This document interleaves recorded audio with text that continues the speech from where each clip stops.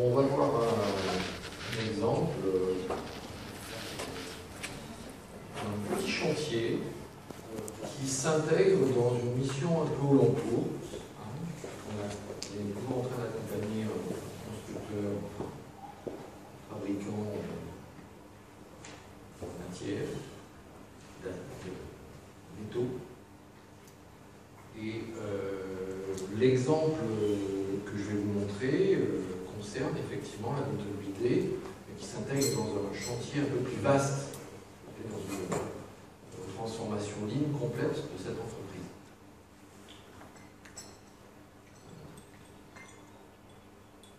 Alors le contexte, c'est un groupe métallurgique très conséquent, actuellement il est coté à bord de New York. Les principaux clients sont les constructeurs automobiles, les constructeurs d'avions, mais aussi les constructeurs de bateaux et de trains.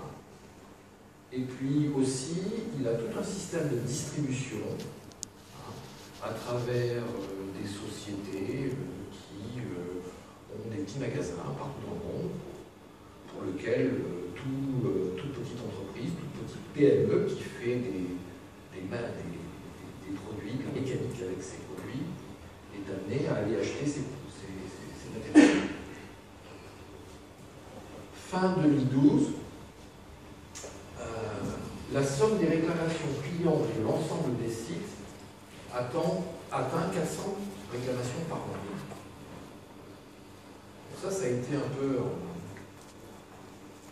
Ça a été aussi un peu une surprise parce que auparavant, c'était un indicateur au niveau groupe qui n'était pas suivi. En tout cas, c'est quelque chose qui était diffus.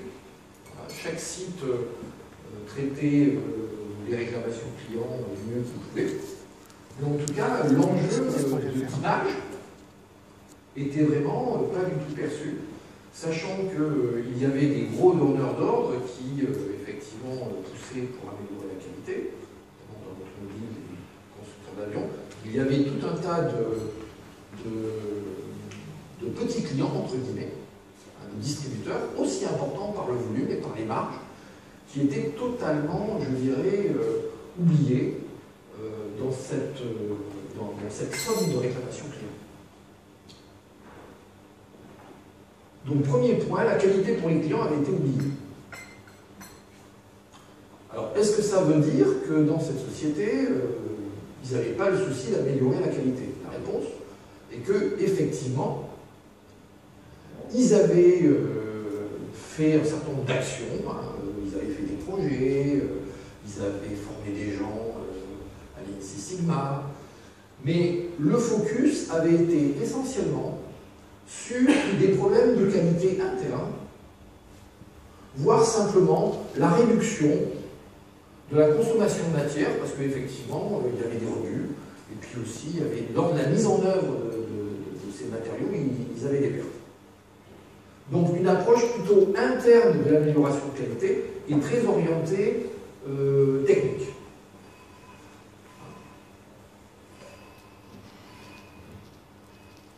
Donc, à partir de fin 2012, une nouvelle stratégie mise en œuvre. Alors, elle rentre dans le cadre d'une Lean Transformation et elle rentre aussi dans l'idée que la qualité, c'est un point énorme pour améliorer la relation client, pour aussi garantir la pérennité de la société. En fin de compte, il y avait une expérience en 2009. En 2009, lors de la crise,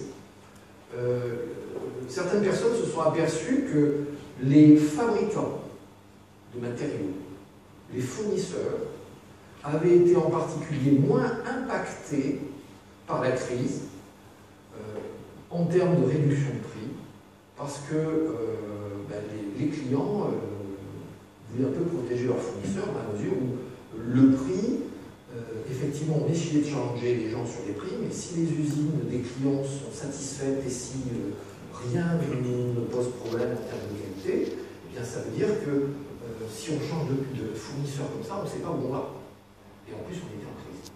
Donc, en gros, la qualité, c'est aussi un élément important pour, en cas de situation un peu difficile, en cas de crise, avoir, je dirais, des négociations sur les prix un peu moins, je dirais, agressives et s'en sortir un peu mieux. Donc, cette partie importante de stratégie qualité, pas seulement pour les usines, mais aussi en relation avec les commerciaux, en relation avec les distributeurs, elle fait partie complète, elle est partie intégrante complète de cette mission. Alors, ce que j'ai déjà dit, c'est qu'effectivement, sur le plan industriel, ils sont préoccupés de mettre en place du lean dans tous les secteurs, avec un axe qualité qui s'appuie premièrement sur le suivi des réclamations clients au plus haut niveau, la mise en place d'un indicateur sur les réclamations clients, mais aussi sur le nombre de réclamations récurrentes, parce qu'en y regardant de plus près, il y avait un certain nombre de réclamations qui étaient en plus récurrentes. Et un troisième indicateur, qui est un indicateur que l'on qualifierait de processus, c'est-à-dire que est-ce qu'on fait bien la résolution de problème? Ici, la méthodologie de résolution de problème, c'est les 8D. Donc, pour résumer, un indicateur de résultat global sur les réclamations, un indicateur sur les réclamations récurrentes, ça veut dire que, bon, ben tiens, il y a une réclamation récurrente, si on a des réclamations récurrentes, première question, est-ce qu'on l'a traité avec la méthodologie 8D? Deuxième question, est-ce qu'on l'a bien traité? Parce que si on l'a bien traité, on ne veut pas avoir de réclamation récurrente. Et troisième point, ben, peut-être que la méthodologie qui est connue n'est pas bien appliquée. Deuxième point, l'apprentissage de la méthode 8D par les qualiticiens de chaque site. Alors cet apprentissage, on y a participé en réalisant des chantiers de formation-action qui prenaient des cas bien réels et sur lesquels on était amené à accompagner les opérationnels de terrain. Troisièmement, un audit, un coaching au minimum trimestriel de ces animateurs. Quatrièmement, la mise en place des basiques lean en qualité, bac rouge, arrêt au premier défaut, etc. Toutes choses que vous a expliqué Bertrand tout à l'heure. Est-ce que vous connaissez la méthodologie 8D? 8D, ça veut dire 8 disciplines. Vous avez déjà entendu parler de la méthodologie 8D? Certains oui, certains non. Pour faire court, cette méthodologie a 8 étapes. Identifier le groupe de travail, définir le problème, protéger le client et analyser les causes de non-détection, analyser les causes racines d'occurrence, mettre en place des actions correctives, vérifier l'efficacité des actions. Il ne suffit pas de mettre en place des actions, mais il s'agit de vérifier qu'elles sont efficaces. Mettre en place des actions préventives et l'étape 8, clôturer le 8D, qui est en fin de compte une étape de management importante, où le management apprend aussi de la résolution de problèmes sur les failles qui ont été mises en évidence dans son organisation, dans l'organisation des sites, à l'occasion du traitement d'une réclamation client. Donc cette méthodologie en 8 étapes, elle a été, je dirais, inventée par le labo de recherche de R&D de Ford dans les années 80. Ce qu'il faut en retenir comme point fort par rapport à d'autres méthodologies, c'est premièrement, c'est un travail en équipe, puisqu'au départ, il s'agit de traiter des sujets qui ont besoin d'une équipe plutôt interdisciplinaire.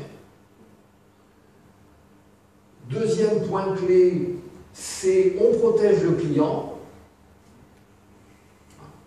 Donc ça, c'est avant tout. Et troisième point clé, un problème, 2 analyses. C'est ça qu'il faut avoir en tête. En équipe, on protège le client. Et pour chaque problème, on va faire 2 analyses. Première analyse, sur la non-détection à faire en priorité. Deuxième analyse, l'analyse d'occurrence, pourquoi c'est arrivé, et seulement après. Alors souvent, l'analyse de non-détection, au début, les gens ne comprennent pas trop à quoi ça sert. Donc, pourquoi on ne s'occupe pas du problème d'où il vient? C'est toujours un petit peu difficile. Hein. Si on regarde ça de manière un peu logique, comment voulez-vous vérifier l'efficacité des actions si vous avez des failles dans la détection des problèmes? Vous voulez vérifier qu'il n'y ait plus de problème, mais la détection est faible. Et n'oubliez pas qu'en priorité, on veut protéger le client. Des questions? Alors, point de départ du chantier de formation-action, ici, c'était une réclamation sur un site qui était en Suisse. Ça, c'est une réclamation qui vient d'un distributeur où il fait part d'une réclamation pour, en gros, un peu moins d'une tonne de tôle. Le problème qui est décrit est plutôt des tôles qui sont ondulées. Donc là, vous avez la photo des échantillons, des produits qu'on a rapatriés. Donc ça, c'est un point fondamental. Hein? On ne peut pas décrire le défaut de qualité sans l'observer finement. L'observer finement suppose qu'on obtienne des échantillons, ce qui n'est pas toujours évident. Donc, pas d'idée si vous n'avez pas d'échantillons, c'est un point vraiment important. On a créé une équipe, ici, où il y avait des opérateurs de production, le superviseur de production, le technicien qualité, technicien process, le responsable qualité, un animateur, ici c'était moi, mais aussi on a pris contact avec les services commerciaux, enfin en tout cas on a informé l'organisation du site, comment on allait traiter ces idées, c'est-à-dire que dans l'équipe, vous avez un noyau dur et éventuellement vous pouvez faire appel, et nous avons fait appel à d'autres personnes en fonction des besoins. L'animation s'appuie sur une checklist très détaillée que l'on a mise au point à partir d'une dizaine de chantiers pilotes que l'on a fait pour ce groupe, pour répondre particulièrement à leurs problématiques. Une des problématiques est la prise en compte de la réclamation qui vient de chez les clients. Parce qu'il est arrivé que des réclamations soient envoyées par les clients aux services commerciaux et qu'elles n'arrivent jamais à la qualité. Ou qu'elles sont envoyées à divers interlocuteurs.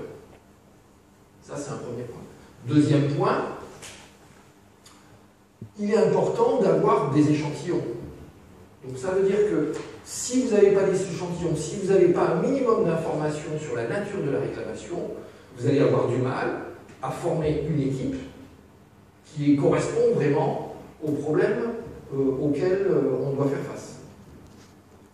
Donc ici, étape par étape, ce document qui est un peu un prompteur pour l'animateur, hein, puisqu'il s'agissait de développer des animateurs, pas de faire un chantier et puis c'est tout, simplement